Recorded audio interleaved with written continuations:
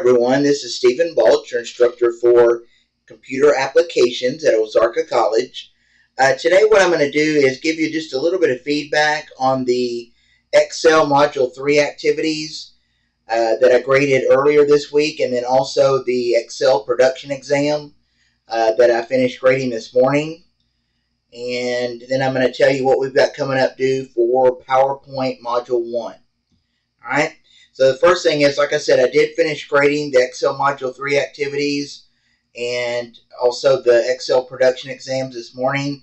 If you haven't already done so, go ahead and look at your grades for those activities and let me know if you have any questions at all.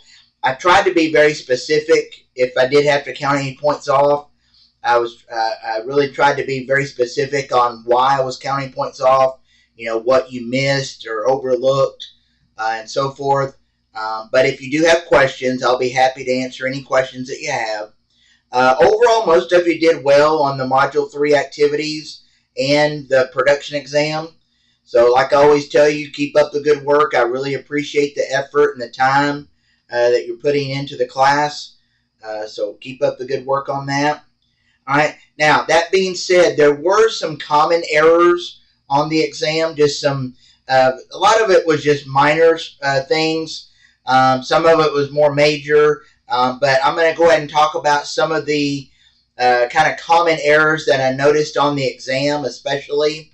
One of the main things I noticed was, and several of you did this, it wasn't very many points counted off because it's not a huge deal, but there were some of the column titles that it instructed you on the exam to enter on multiple lines to save some horizontal space in the worksheet.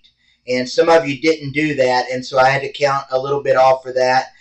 Just remember that you use the Alt-Enter technique to insert multiple lines in the same cell. And if you aren't real familiar with that, or if you're still having problems using that Alt-Enter technique, you need to really study it, because you'll see something similar on the Excel portion of the final exam in a few weeks. Okay, about 5-6 weeks from now. So you'll need to make sure that you study that procedure for entering a second line in a cell. Okay, so study that Alt-Enter technique. All right. Also, I noticed, and this was a larger number of points counted off because it's a major error on a Excel worksheet. But some of you, it was just really a few of you that didn't actually type in or enter the formulas and functions as specified on the instructions. Instead, some of you just inserted the calculated value.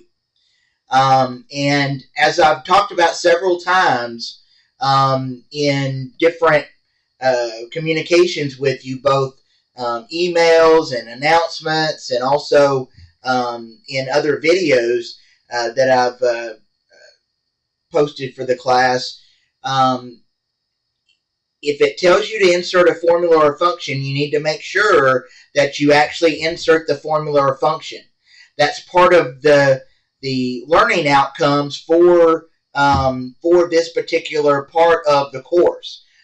In Excel, one of the main reasons to use Excel is to insert formulas and functions to calculate values for us, so that when we go and update the worksheet later on, it automatically recalculates. Excel will automatically recalculate those formulas and functions. But if you instead just insert the calculated values, then that's just going to be a static value that's not going to change when you go and update the numbers in the worksheet, the values in the worksheet. And so part of learning to use Excel is making sure that you're actually getting the full benefit from Excel and learning all the tools that are at your disposal when you use Excel. And one of the major ones that we want to make sure we understand and know how to use correctly is how to insert formulas and functions correctly. Now, most of you did really well with that, but there were a few of you that really struggled with that, and I think you may have just given up when you didn't get the formula and function to work correctly, and you just typed in the calculated value. But again, that doesn't work. That's not the way that we want to create a worksheet. All right, we want to make sure that we have the formulas and functions as specified in the instructions.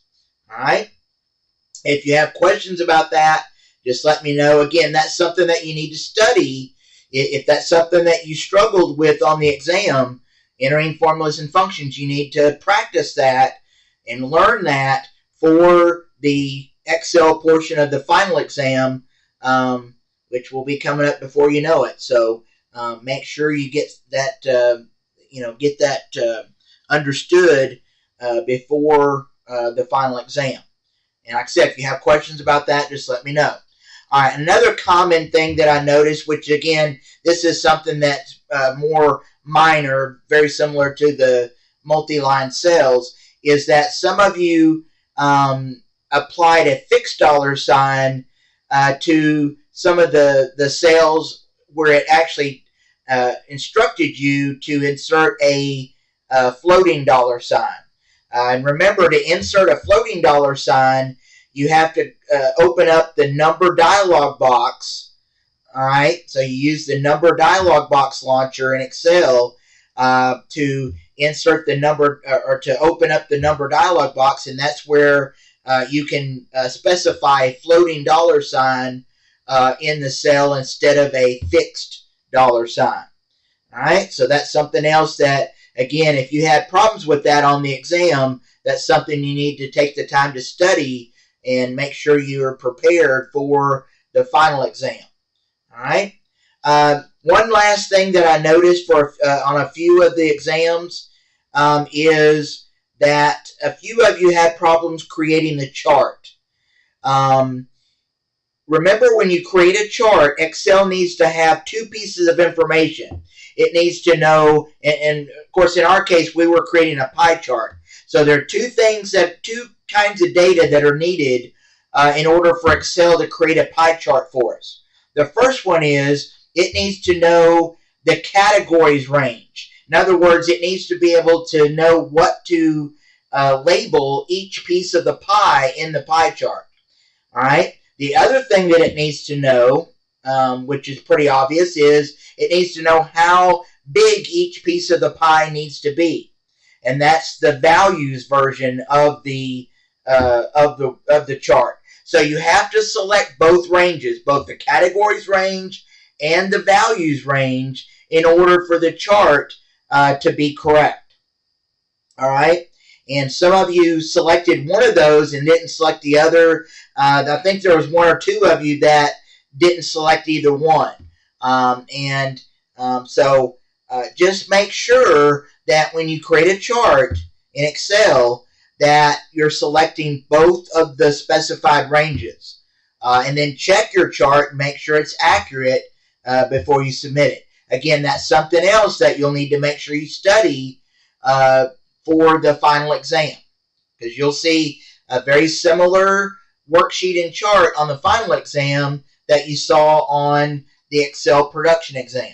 All right, so those were just some common things. Again, some of those things are minor things, some of them are more major, but if you had any of those errors on your exam, then that will be indicated on the grading comments that I made when I graded your exam. And so if you have questions about any of that, just let me know, and I'll be glad to answer any questions that you have. All right, so that brings us to what we've got coming up due next. So we need to go to the activities page in my Ozarka. Right now we are on week 10 of the semester, kind of in the middle of that week right now. And you'll notice we don't have anything else due this week. We also don't have anything due next week. But we do have work due the first day of week 12. So we need to be working on PowerPoint Module 1. Even though it's not due for a little over a week, you got about a week and a half to work on it. You should still be working on it and not wait until the Sunday that it's due to get started. Okay? So hopefully everybody's kind of at least started to look at PowerPoint and started kind of creating a plan for when you're going to work on these activities. But PowerPoint Module 1, you'll have the assignment 1, 2, and 3 and the objective test all due by Sunday, November 3rd. Okay? Now let me remind you of a couple things. When you click on assignment 1 for PowerPoint Module 1, it'll give you some, of course I've included some very specific instructions on what you need to do. And one of the things that I pointed out here is that all of the pictures that you need to insert into the PowerPoint presentation are available as links under additional resources at the bottom of the assignment page. Now, when you get ready to insert a particular picture into the PowerPoint presentation, don't use copy and paste, okay?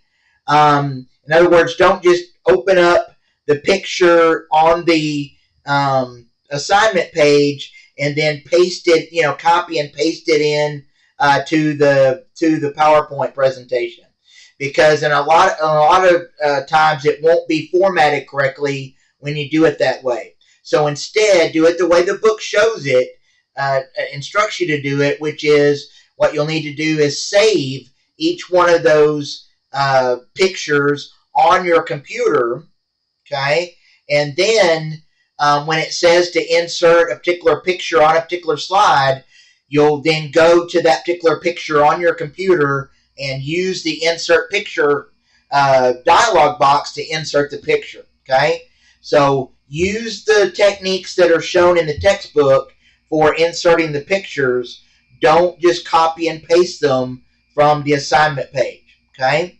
All right, you'll also notice at the bottom of the assignment page, I've got demonstration videos here. Those demonstration videos are basically where I take you step by step through the instructions in the textbook and show you how to basically do each step to create the presentation and the slides in the presentation for assignment 1. All right? Then once you've done assignment 1, you can then use what you've learned from assignment 1 to do assignments 2 and 3, and they will be very similar. Okay? So, like I said, get started on that as soon as you can, so that you give yourself plenty of time. And it also gives you a chance to ask me questions if you do run into any problems or have any questions at all. If you do have any questions, instead of using course mail to ask me the question, I would rather you use the PowerPoint Module 1 help discussion here under week 12. That way, when you post your question on the discussion board and then I answer your question, other students in the class may benefit from that because they may have similar questions that particular reply will also help. Okay? So just kind of keep that in mind. Now, let me point out just a couple other things here. Make sure that when you're inserting the pictures and formatting them, that you size and position the pictures and all the other objects on your slides as specified in the instructions. Use the SMART guides, and you'll learn about what SMART guides are as you work through the assignment 1. Use the SMART guides to correctly position each picture as specified. And then before you submit your presentation for a grade, before you submit your assignments for a grade, make sure that you check all of your slides for accuracy. check each slide, make sure all the objects on each slide, both the text objects and picture objects, are formatted correctly and positioned correctly and sized correctly. Those are things that are pretty easy to check. And if you notice any differences between your slides and the examples in the textbook, then that indicates that you need to make those changes, make those formatting changes before you submit your work for a grade. Okay? All right. So like I said, be working on that PowerPoint Module 1 set of activities there. Let me know if you have any questions. Other than that, enjoy your weekend and enjoy next week. And I'll talk to you again sometime when we come back. Or not when we come back, when once you've submitted PowerPoint Module 1 and I've graded it. And I will see you then. Thank you.